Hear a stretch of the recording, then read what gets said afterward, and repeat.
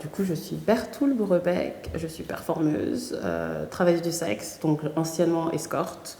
Depuis aussi loin que je me souvienne, même quand j'étais ado, j'étais pas forcément challengée par toutes ces questions que des femmes peuvent se poser vis-à-vis de la pilosité, vis-à-vis de la sexualité. J'ai toujours été assez, je m'en foutiste par rapport à ce que les gens pouvaient penser, en tout cas à partir de l'adolescence, parce que je me suis rendu compte déjà que les gens ont tendance à projeter des choses sur toi et à te juger sur des choses, qu'elles soient vraies ou fausses, en se basant simplement sur leur opinion et leur point de vue.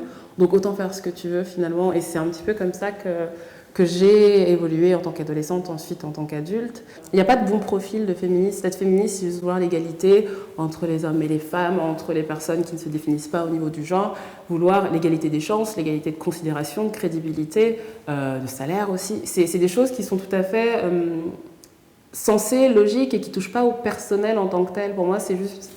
Le personnel est politique, oui certes, mais le féminisme, il ne doit pas toucher à l'intimité, il ne doit pas toucher aux décisions personnelles. Je pense que les hommes se pensent tous individuellement parlant.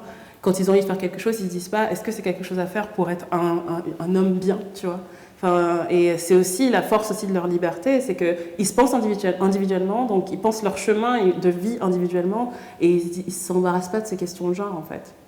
Je veux dire, le patriarcat, il est acté, on est tout au courant qu'on vit dans un monde patriarcal, mais il y a cet enjeu dans le féminisme blanc un peu mainstream et universaliste de devoir prouver par ta vie intime, par ta façon de te définir, que tu n'es pas aliénée en fait. Et une fois que tu auras prouvé ça, tu seras considérée comme une femme à défendre. Et c'est aussi une forme de rejet de ce qui n'est pas soi. Et c'est comme je te disais hors caméra tout à l'heure, c'est répéter un petit peu les mécanismes de l'oppresseur.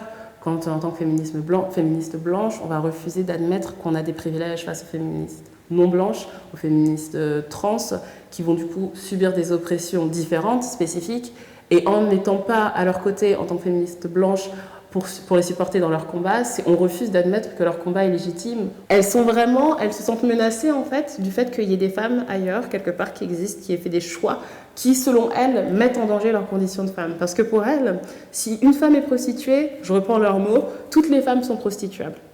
Et penser de cette manière, en fait, c'est encore une fois rentrer dans ce piège du coup du patriarcat de dire que y a la femme, il y a l'entité femme. Donc une femme fait quelque chose, toutes les femmes, potentiellement, on peut leur demander la même chose. Mais c'est pas vrai, en fait.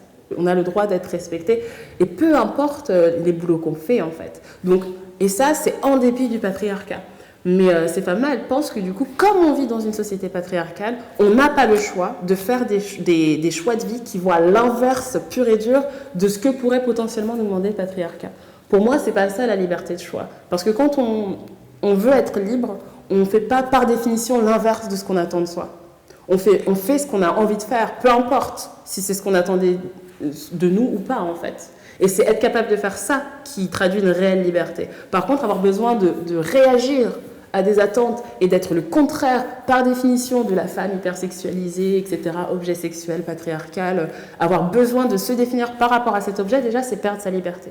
En fait, moi, je suis performeuse avant le reste. Voilà. Il se trouve que là, ça fait quelques mois, d'ailleurs, que je ne fais plus d'escorte, parce que, du coup, au niveau de la performance...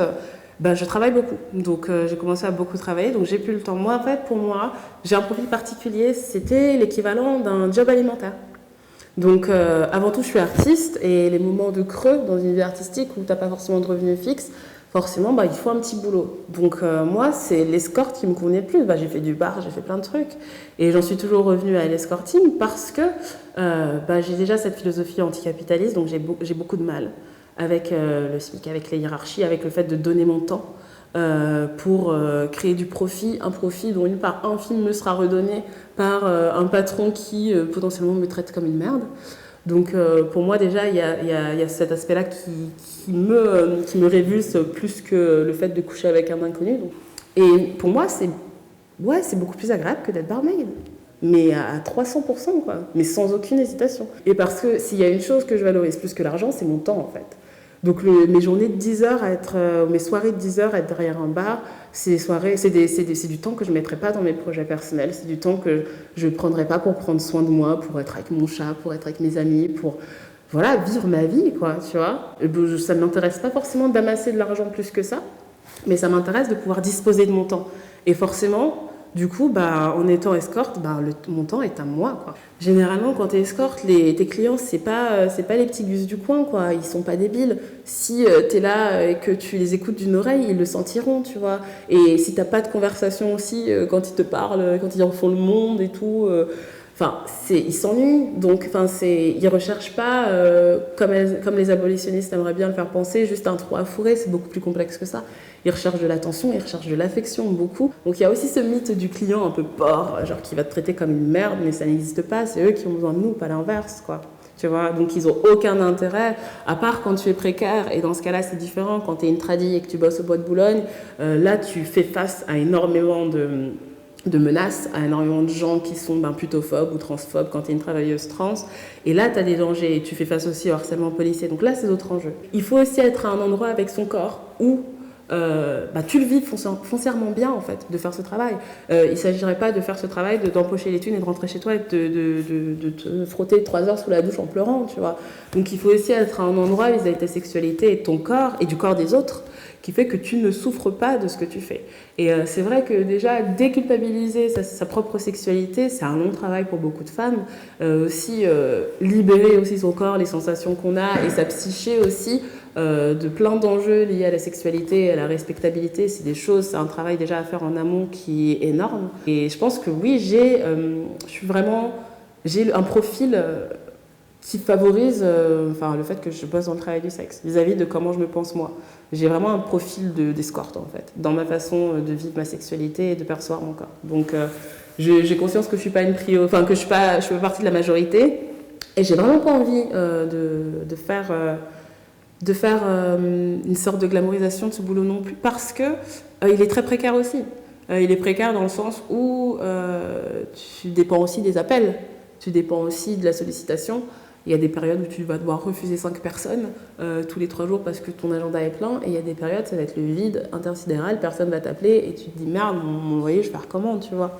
Donc ça demande aussi à être très organisé et justement, contrairement à ce que beaucoup de gens pensent, à ne pas flamber comme une folle. Parce que si tu fais 5000 en une semaine, c'est très bien pour toi, cocotte, mais la semaine prochaine, t'es pas sûr d'avoir quelqu'un. T'es face à une personne, t'es face à un être humain qui des fois veut parler, qui a des choses à dire, qui est pas forcément bien, qui se pose des questions aussi.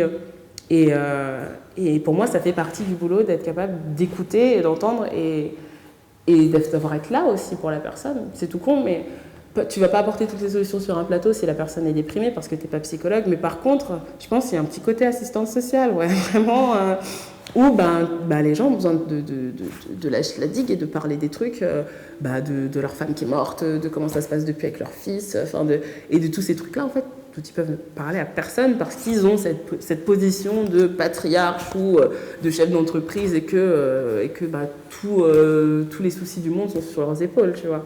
Dans son approche aux autres, réellement aimer les gens, en fait. Ne pas y aller dans un délire un peu misandre de « ouais, je vais te prendre tout ton argent, sale blanc riche », tu vois.